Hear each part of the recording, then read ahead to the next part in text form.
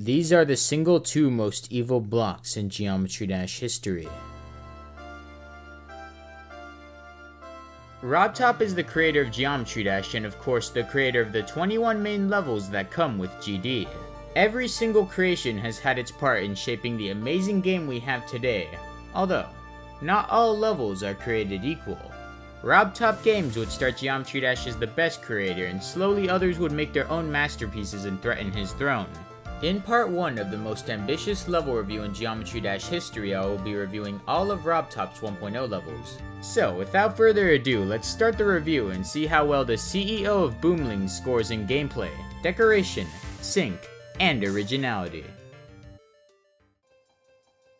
As a gaming pro and mastermind, Stereo Madness's gameplay is pretty boring to me, but I don't think that's the point. If I was to fairly review it from a mere mortal's perspective, I'd actually compliment it on how well it introduces basic mechanics.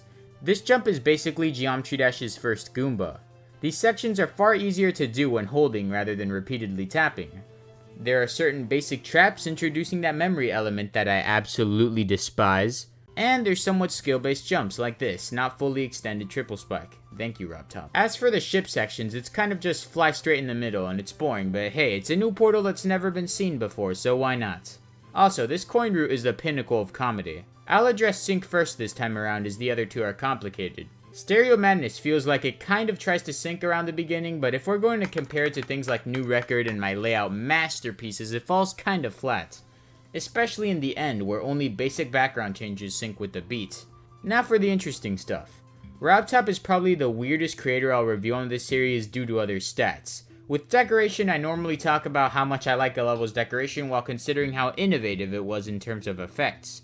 What I'm about to talk about also applies with originality. For example, let's use X-Step to prove a point. Simple things like X-Step's new structure design and X-Step's blue pad just didn't exist back then.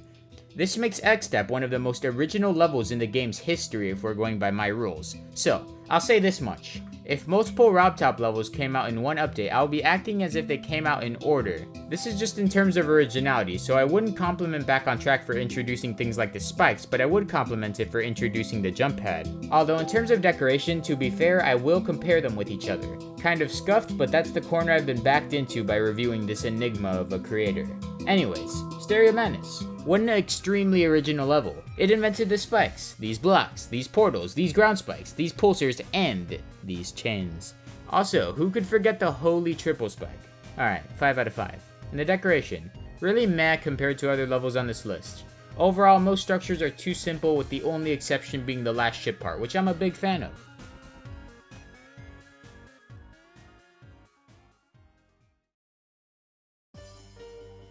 Ah yes, Back on Track, the canonical funniest Geometry Dash level. Back on Track does neat things with a jump pad, as some help you and some are the bane of your existence. The sole ship part of the level tries to be interesting but just isn't. At least it's not just staying in the middle this time around. The jumps at the end get a bit repetitive. I guess it's hard to be original when you're limited to such a small amount of objects, but there's like 6 of the same exact structure.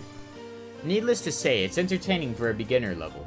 The decoration is extremely plain and it's about as simple as it gets. The merging of normal blocks and these 1.0 towers are kind of neat, but that's around as complicated as this level tries to be. The sync is alright, but with certain jumps, actually trying to click to the beat of the song will kill you before you start the jump. Try it yourself. The jump pad and the various ways it's used along with these new structure types are original enough.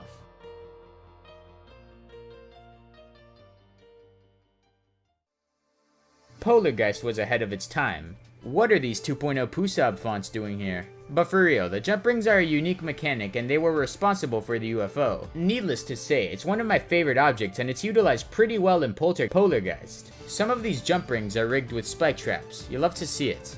I like the gameplay in this ship and it may sound weird, but it's the first time you kind of have to outsmart a Geometry Dash level and think outside the box. By that I mean hold or stay low key. I prefer the former because it's a free coin. You could just go the normal route, but most beginners are too inconsistent with the ship to avoid slamming into at least one of these bad boys. Overall, the entire flow of this next icon part just feels nice and satisfying to play. The ending can be a curveball if you haven't practiced, especially if you go for this evil coin. Although, the last few jumps, especially considering music sync, are extremely satisfying. The beginning of Polargeist has some interesting color schemes, some looking way better than others. Ugh. Also, you see this pleasant effect? I think everyone feels like a god the first time they get this icon trail effect, so I'll factor this into the decoration. Next is this all black ship part. I don't know why I love it, it's just a black background with some spikes, although at this point the player has never seen a black background. For all they know, they might be in GD space, narrowly avoiding asteroids. Or just basic blocks, I don't know, I like it. The rest of the level is pretty symmetrical and pleasant on the eyes with no bad color schemes. Orb clicks tend to sync. The drop syncs with this icon trail. Many of the platform drops sync, and overall the background changes sync well. Originality. It invented jump orbs, used never before seen backgrounds, so 5 as usual.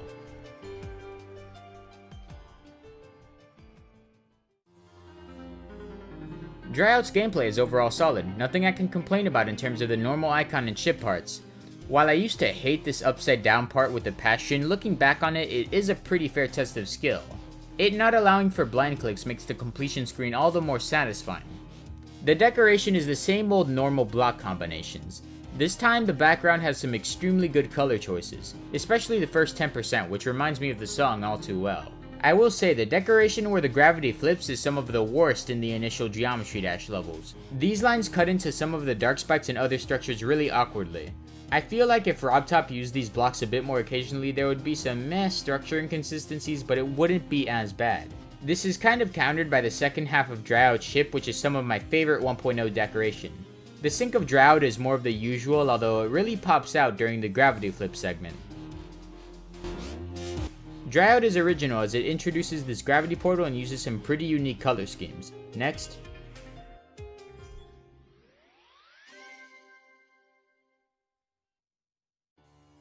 Base After Base is technically the first Geometry Dash level as it's the updated version of Ultimate Destruction, but enough with history, that's what the Geometry Dash documentary is for. Anyway, the main segment where Base After Base becomes fun is this drop segment, which is not only awesome the first time you see it, but it's also entertaining. Jumping over these jump pads and slipping your way through these blocks is great. This secluded ship sequence is somewhat satisfying, although it could be a bit more challenging. The ending gameplay is good enough, but there's nothing very special about it. I have mixed feelings on the decoration. The first 30 seconds finally take good advantage of these massive 1.0 structures, although the building's lining awkwardly cuts into the deep spikes. Also, I dig this structure. As for the drop, it's simple, and I understand that this collapse effect was used in other levels, but it pops out a lot more in this. It truly feels like you're running away from some sort of earthquake. As for the ship part, it's great, however the last icon segment gives off some Impossible Game vibes. In this case, it's not a good thing, as one of GD's main advantages over the original was that it had better decoration. Maybe it's nice for some people, but it's just normal blocks, spikes, and inconsistent chain placements topped off by this weird light green yellow. The last segment feels like it could easily be in Back on Track, and it's not very amazing. The level has slightly below average sync for the most part, with a few exceptions like this segment and this segment. For the first time, I can't say this level does much original. There's no real experimentation with new background colors, there's no major gimmick that's added, and all I can really give it credit for are certain good-looking unique structures and the drop having slightly unique gameplay.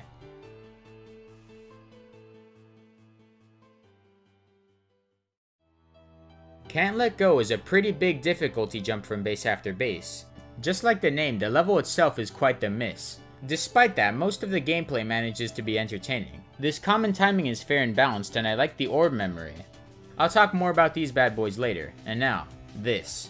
I don't know why I remembered this part being the biggest sin against the Geometry Dash community. When I started this game, it must have been like, an upside down part. Why have you done this, Rob? This is the worst Geometry Dash part of all time. Look, this coin definitely sucks, but it's not like it's the worst. Now, decoration-wise, I think Can't Let Go is once again pretty simple, although this ship segment has some really nice decoration. The rest of the level is just more of the same deco we've seen before, although some of the spikes at the end are kind of awkwardly placed, and they could make very good use of this button, although I don't think this button existed back then. This is also done in levels like Stereo Madness and Back on Track, but I'm gonna be honest, I didn't really notice it until I got to this level, especially because of this part.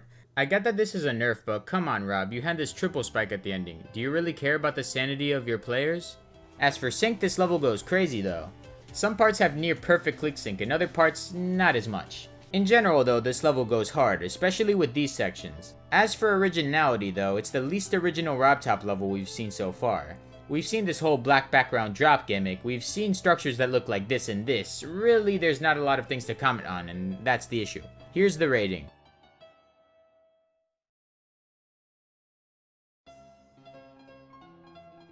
I have a soft spot for Jumper as it was the level that introduced me to Geometry Dash, but all that aside, I have a mixed opinion about the gameplay.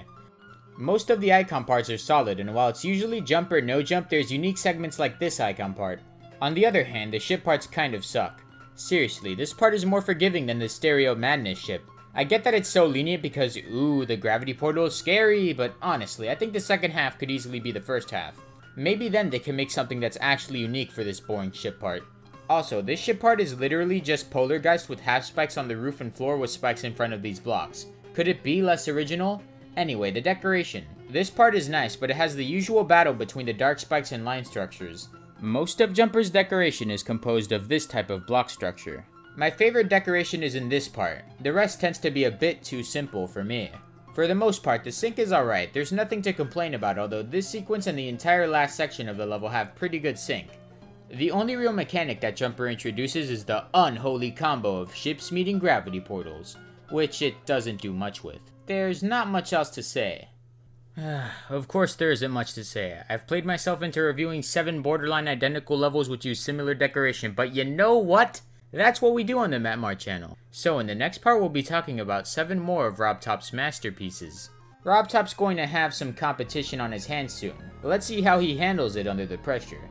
Anyways, that's all I have to say for now. Press the funny buttons and oh wait, I almost forgot. Here's the final score of Jumper. I read my comments, so if you don't like my opinion, you could always comment yours. Alright, peace.